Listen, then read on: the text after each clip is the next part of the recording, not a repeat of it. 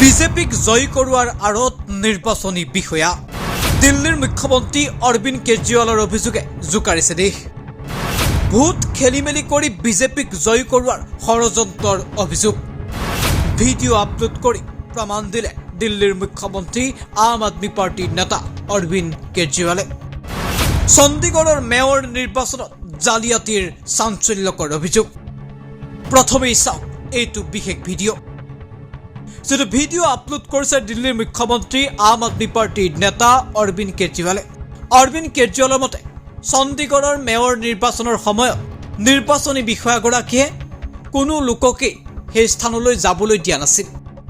সহি কৰাৰ সলনি তেওঁ টিক মাৰ্ক দি ভোট যাতে বাতিল হয় তাৰ বাবে ষড়যন্ত্ৰ ৰচনা কৰিছিল। আৰু এই ভিডিঅ' আপলোড কৰি অৰবিন্দ কেজৰিৱালে প্ৰমাণ দাঙি ধৰাৰ লগে লগে সমগ্ৰ দেশজুৰি এই খবৰক লৈ ব্যাপক আলোড়নৰ সৃষ্টি হৈছে। খবৰ অনুসৰি চণ্ডীগড়ৰ মেয়ৰ নিৰ্বাচনৰ বাবে বিজেপিৰ হাতত আছিল 14টা ভোট।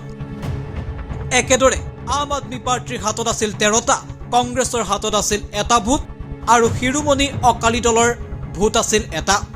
চণ্ডীগড়ৰ মেয়ৰ নিৰ্বাচনৰ বাবে স্থানীয় সাংসদগৰাকীও ভোটদান কৰিব পাৰে, যাৰ বাবে স্থানীয় সাংসদগৰাকীৰ 1টা ভোট জয়ী হৈ সৰ্বমুঠ ভোট হ'লগৈ 36টা। আৰু তাৰে ভিতৰত সকলোৱে আশা কৰিছিল যদি শিৰোমণি অকালি দলেও বিজেপিক ভোট দিয়ে আৰু বিজেপিৰ সাংসদগৰাকীও যদি বিজেপিৰ পাৰিষদজনক ভোট দিয়ে তেতিয়াহ'লে বিজেপিৰ পক্ষত ভোট পৰিবগৈ মাত্ৰ 16টা। যিহেতু এবাৰ নিৰ্বাচনত কংগ্ৰেছ আৰু আম আদমি পাৰ্টিয়ে একেলগে নিৰ্বাচনত অৱতীৰ্ণ হৈছিল, যাৰ বাবে কংগ্ৰেছ আৰু আপৰ মিত্ৰতাত ভোট আছিল 20টা। সকলোৱে ভাবিছিল যে নিশ্চিতভাৱে আপ আৰু কংগ্ৰেছৰ মিত্ৰতা জয়ী হ'ব এই নিৰ্বাচনত। কিন্তু নিৰ্বাচনৰ ফলাফলৰ অন্তত সেয়া হৈ নুঠিল। নিৰ্বাচনত জয়ী হ'ল বিজেপিৰ পাৰিষদগৰাকী আৰু কংগ্ৰেছ আৰু আম আদমি পাৰ্টিৰ পক্ষৰ 8টা ভোট ৰিজেক্ট হ'ল। কংগ্ৰেছ আৰু আম আদমি পাৰ্টিৰ পক্ষত থাকিলগৈ 12টা ভোট।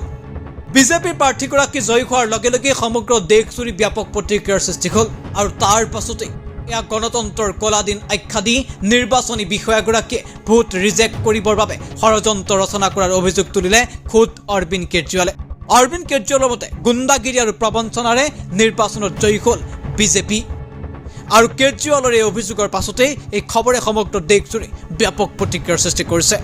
2 साल पहले चुनाव हुए थे चंडीगढ़ के म्यूनिसिपैलिटी के। उसके आंकड़े ये हैं कि 13 हमारे काउंसलर हैं, 7 कांग्रेस के हैं, 15 इनके हैं और एक अकाली दल का है जो इनके साथ है, तो 16 इनके हैं। 13 हमारे, 7 कांग्रेस के और 16 इनके, टोटल 36 हैं।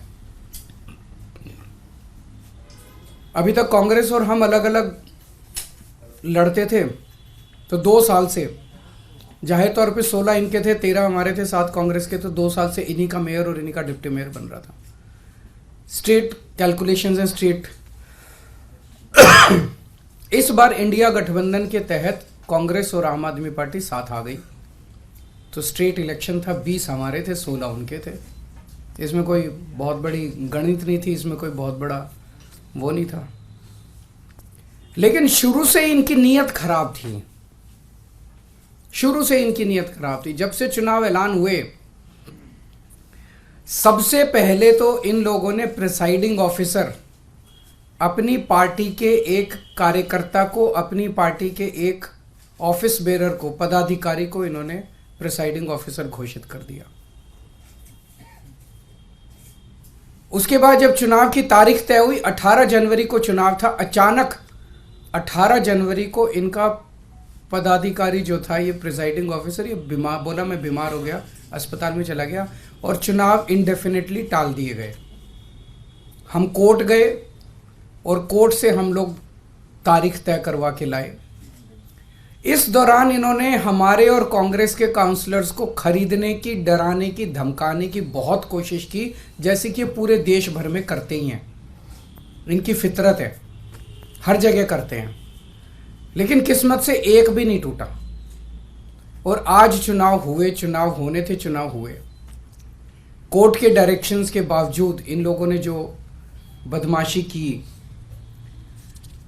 हम सब देखते हैं कि चुनाव तो हुआ, लेकिन जब चुनाव के वोटों की गिनती होती है चाहे राज्य स्तर का चुनाव हो, चाहे देश का चुनाव हो, गिनती के वक्त हर पार्टी का एजेंट वहां बैठा होता है।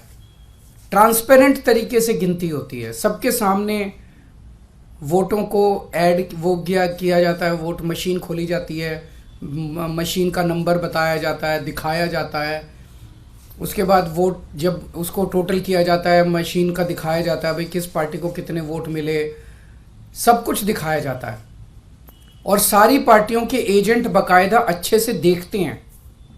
यहाँ भी प्रोसीजर ये था, कानून में ये था कि हर पार्टी का एजेंट वहाँ बैठेगा और पार्टी का एजेंट को, जैसे दिल्ली में भी एमसीडी के चुनाव हुए, एमसीडी के मेयर का चुनाव हुआ, वो भी बैलेट पेपर से होता है, तो वो सारे एजेंट बैठते हैं, एक एक वोट बाकायदा सभी एजेंट्स को दिखाए जाते हैं।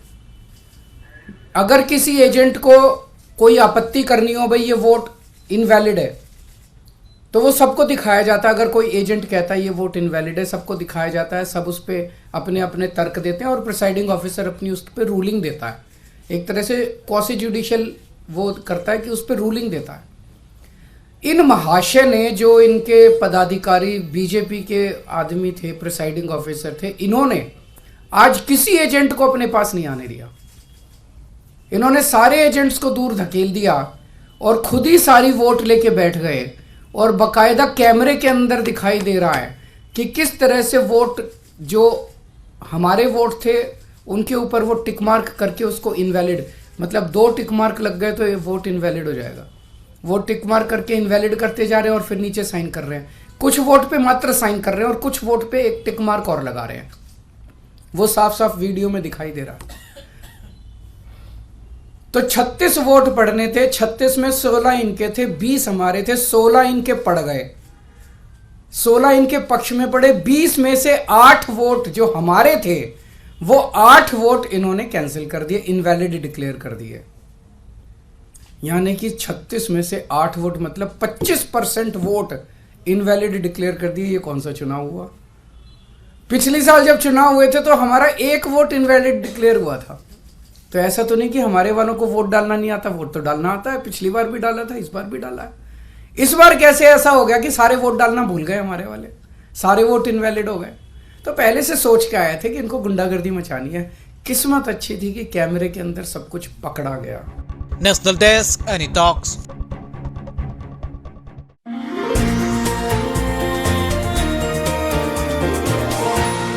এনি টক্স, সত্যৰ বিপৰীতে ৰাইজৰ স্বাৰ্থ।